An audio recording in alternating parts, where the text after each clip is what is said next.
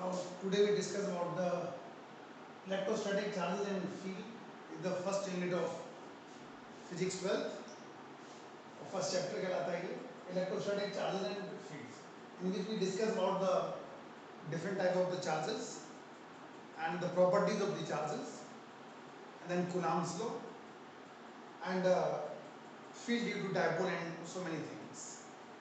So first we discuss about the electrostatics branch of physics in which we study about the static charges known as electrostatics. Charges should be at rest and charge should be point charges. It is also known as frictional electricity. Electricity developed due to the friction known as frictional electricity. So many examples. If you take a small pieces of papers and take a comb, initially it can't attract the small pieces of papers, but after rubbing with the dry hairs, it is capable to attract the small pieces of papers due to frictional electricity. When you start rubbing, some heat produces, and if this heat energy is just equal to the work function, then it can attract. So electricity developed due to the friction known as frictional electricity. So many examples, like if you have a glass rod rubbed with the silk, experimentally found that some positive charge developed on the glass rod.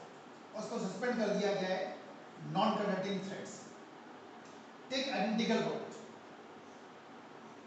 rubbed with the same thing. That's why it also gains the same charges. और जैसे इसके पास लेके आएंगे repulsion होगा. Now if we take a gonoid rod rubbed with the woolen, it is found that some negative charge developed on the gonoid rod. जब इसको पास लेके आएंगे तो attraction होगा. So from this experiment it is clear there are two type of charges, positive and negative. It is also clear like charges repel, unlike charges attract to each other. Now discuss about the cause of frictional electricity. Cause of frictional electricity. We can explain on the basis of work function.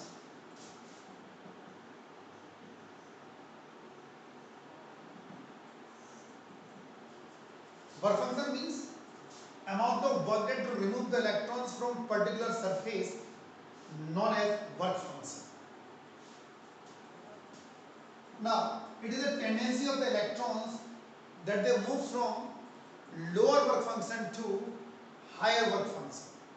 It is the tendency of electrons that they move from higher work function or lower work function to higher work function.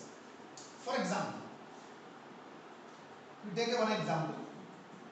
Suppose work function of the glass it is 5 electron volt. It just example. It true value नहीं है, समझाने के लिए लेके चलो. And for silk, suppose it is 8 electron volt. Work function glass का कम है और silk का ज़्यादा है. When you start rubbing glass rod with silk, and when your work done become 5 electron volt, electron starts transferring from glass to silk. Now here, deficiency of electrons on the glass rod, that's why it become positively charged, while silk become negatively charged.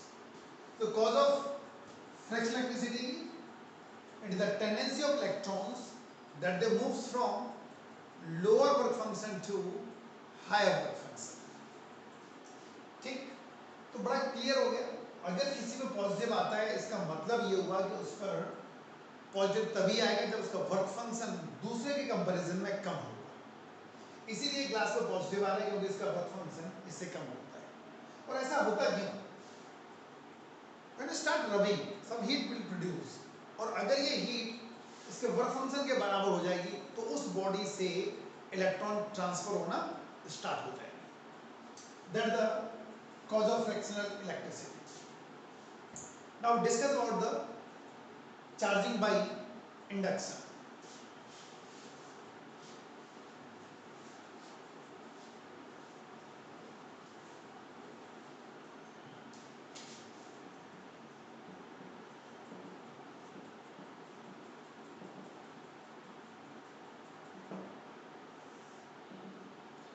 Charging by induction.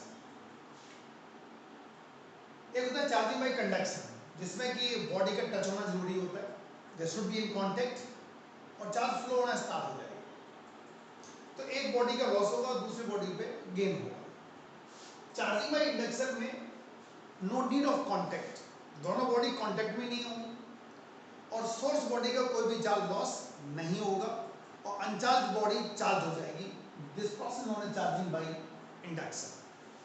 Like the uncharged ball,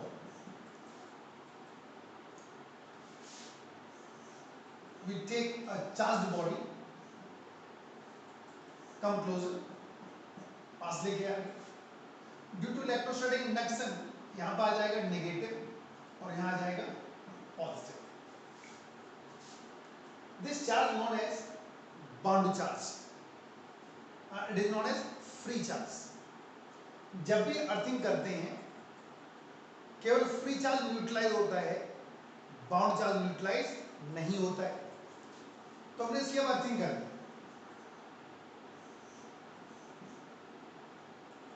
यहां earthing दिखा रहे हैं तो इस पर सिर्फ negative रह गए, इस तरह रहे.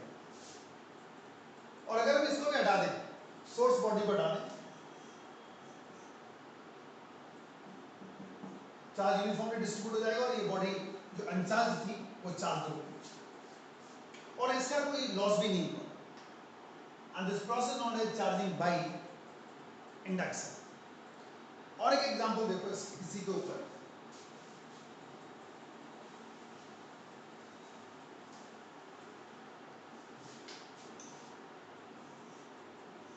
There are two bodies are in contact,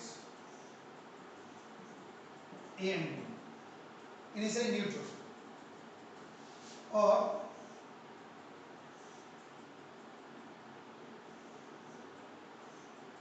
एक चार्ज बॉडी इनके पास लेके आए.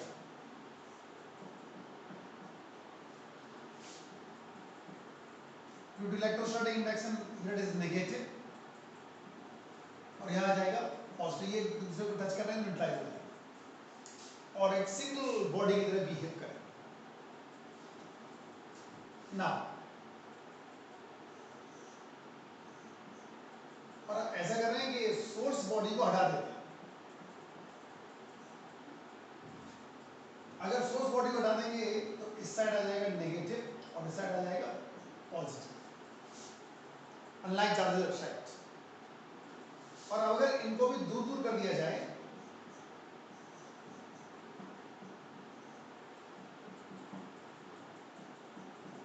तो इस तरह ये बॉडी चार्ज हो जाएगी. That is known as charging by induction. Charge की प्रॉपर्टीज लेके चल रहे हैं.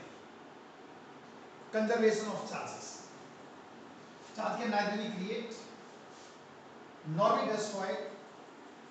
It can transfer only from one body to another body. That is known as conservation of charges.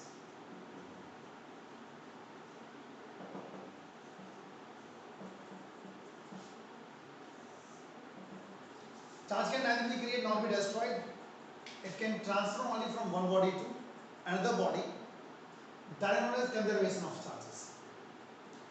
Initially glass rod पे कोई charge नहीं था, ना ही सिल्क पे कोई चार्ज था. तो वही एक एग्जांपल लेके चल रहे हैं हम लोग कि charge on glass 0, charge on silk 0, या इनिशियल चार्ज क्या हो गया 0. सिस्टम का इनिशियल चार्ज क्या हो गया 0. Suppose when we glass rod rubbed with the silk और 5 इलेक्ट्रॉन्स ग्लास से सिल्क की तरफ चले गए तो ग्लास में कितना हो गया +5 इलेक्ट्रॉन और सिल्क में क्या हो जाएगा -5 इलेक्ट्रॉन। ग्लास से डेफिशिएंसी होगी तो +5 हो गया, यहाँ पर -5। Now if they are put together again, अगर इनको पास पास रख दें, Q final equals to Qg plus Qs plus 5e minus 5e, क्या हो गया? 0। Initial charge 0, final charge 0। Charge can neither be create nor be destroyed. It can transfer only from one body to another body. That is known as conservation of charges. तो ये property होगी conservation of charges. ना लेके चल रहे हम लोग quantization of charges. Adhesive nature भी होता है, बहुत सारी हैं ये। अब लेके चले हम लोग quantization of charges.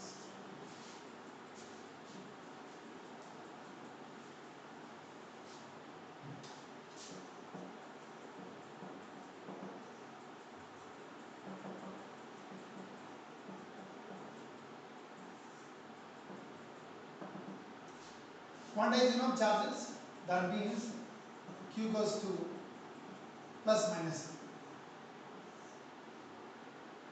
Charge on the body is always in terms of the charge of electron. It should be perfect number. Quantization से हमें एक चीज क्लियर ये मिलती है कि फ्रैक्शनल चार्ज इलेक्ट्रॉन का वो पॉसिबल नहीं है। चार्ज इलेक्ट्रॉन जो है वो एक स्मॉलेस्ट यूनिट ऑफ चार्ज लेके चलते हैं according to quantization of charges, और उस इलेक्ट्रॉन का फ्रैक्शनल पार्ट पॉसिबल नहीं है according to quantization of charges. मतलब कहने के ये हुआ, अगर मैं किसी बॉडी पर चार्ज बताना है तो it should be in terms of the electrons and it should be perfect number. For example, अगर हम ये बताएं कि इस बॉडी पे 5 इलेक्ट्रॉन हैं, correct.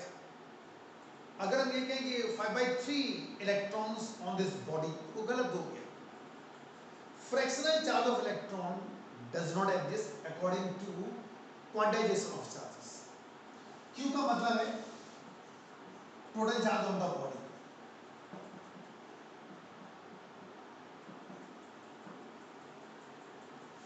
n is the number 0, 1, 2, 3 and so on, and E is the charge of electron.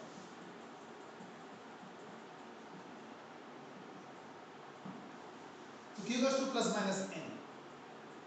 इनको एक न्यूमेरिकल लेके चलते हैं। एनसीईआरटी का क्वेश्चन है, क्वेश्चन नंबर शायद 31 है,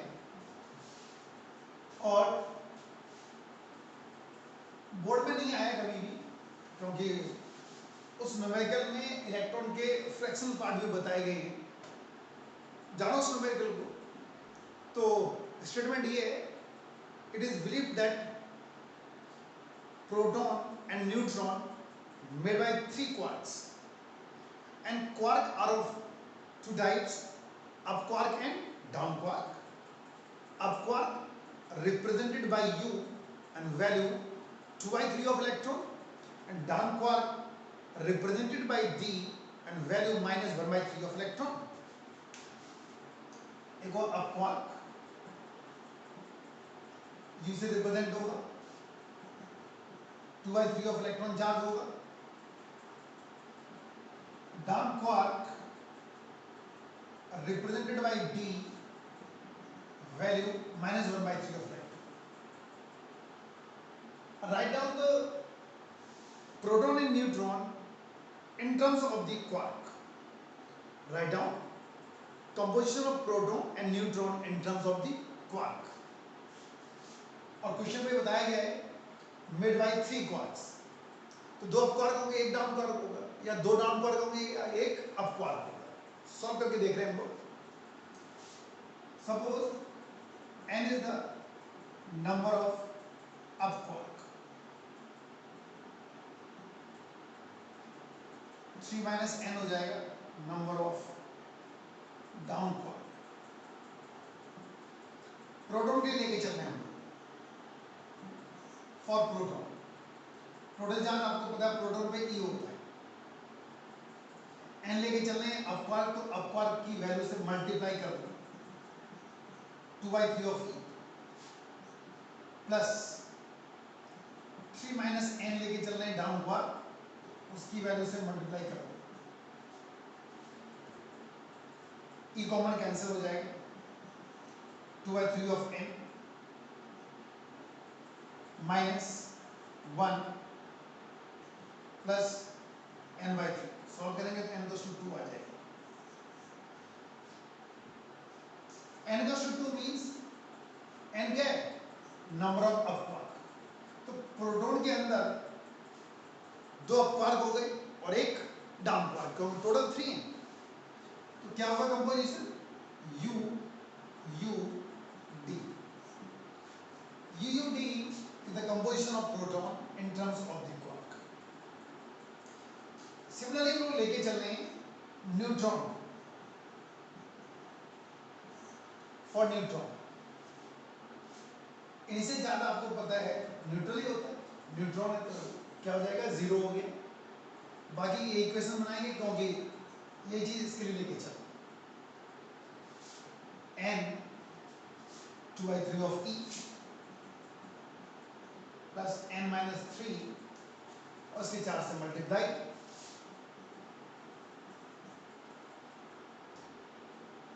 जीरो cos 2/3 of n। ठीक, क्योंकि e कॉमन हमने कैंसिल कर दिया तो 2/3 of e चला गया, 2/3 of n हो गया। इसको यहाँ मल्टीप्लाई कर रहे हैं, माइनस n/3। अब उसको यहाँ मल्टीप्लाई कर देते हैं, प्लस 1, n goes to 1 मिल जाएगा। सेम इक्वेशन लिख दिया जो ये इक्वेशन थी, बल्कि 3 माइनस n था ये, 3 माइनस n। ठीक,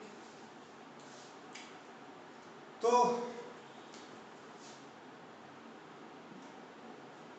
सॉल्व करेंगे n goes to 1 आ गया।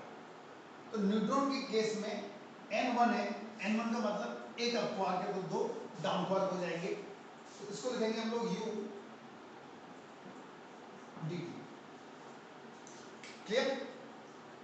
एक और एनसीईआरटी का एग्जांपल है और इसका स्टेटमेंट इस तरह है। ये एग्जाम में नहीं आया हुआ है लेकिन जो आप क्वेश्चन लेके चल रहे हैं ये एग्जाम में आ चुका है और उसका स्टेटमेंट है,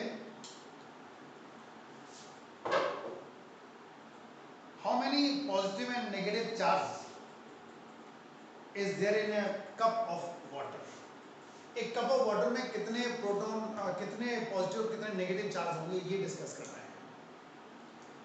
तो एक रफ आइडिया होता है, एक कप में जो पानी लेके चल रहे हैं हम लोग, वो उसका जो वॉल्यूम ओवर 250 सीसी होता है क्यूबिक सेंटीमीटर, तो मास हो जाएगा 250 ग्राम।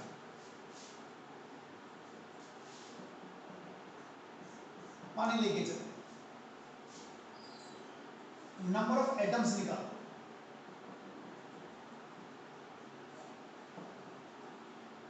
Number of atoms in 250 gram n divided by capital M into small m, and 6.023 10 to the power 23 H2O 18 हो गया,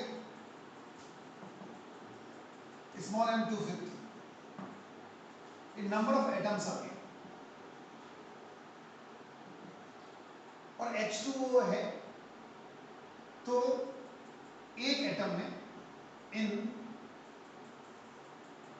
one atom number of electrons will be 2 plus 8 equals to 10। तो total number of electrons